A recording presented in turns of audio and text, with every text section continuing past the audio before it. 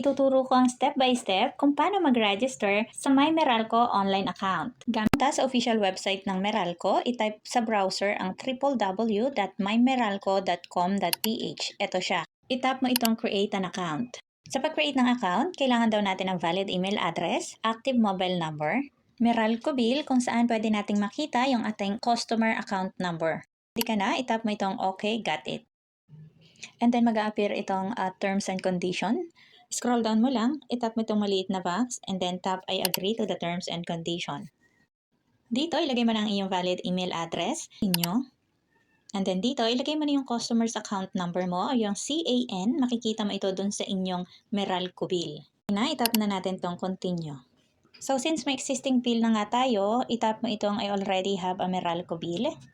At dito, ilagay mo yung actual consumption nyo. Makikita din ito doon sa mismong Meralco bill. Ito siya. At kapag okay na, itap mo itong continue. I-double check mo ang bill informations and then tap continue. Dito, ilagay mo ang inyong pangalan, middle name optional, last name, at ang iyong mobile number.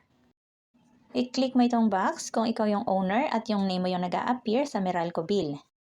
Kung hindi naman, itap mo lang yung relationship mo dun sa owner. Pwedeng tenant, employee, business owner, or house member. Once na okay na, itap mo itong continue. Double check yung information. Scroll down. Tap mo ulit ang continue.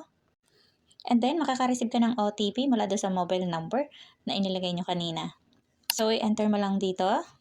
And then tap verify. Ngayon, nag-send na si Meralco ng verification sa ating email address at kailangan natin itong i-verify. Itap natin itong close the window. Ganito yung sample email na marireceive nyo. Itap mo itong confirm your email address. And now, kailangan natin mag-create ng sarili nating password. Ito yung required nila sa pag-create ng password, combination ng letter, numbers, special character para ma-secure yung account natin. At kapag okay na, itap mo itong continue.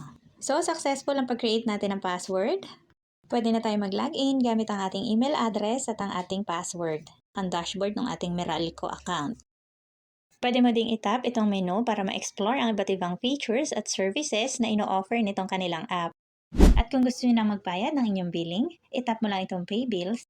Sa may mga account sa Bayad Center, pwede kayong magbayad via Bayad Express, pero kung wala, itap mo itong continue to pay. At dito, pwede kang magbayad using your credit or debit card o kaya kung ano yung iyong available na e-wallet.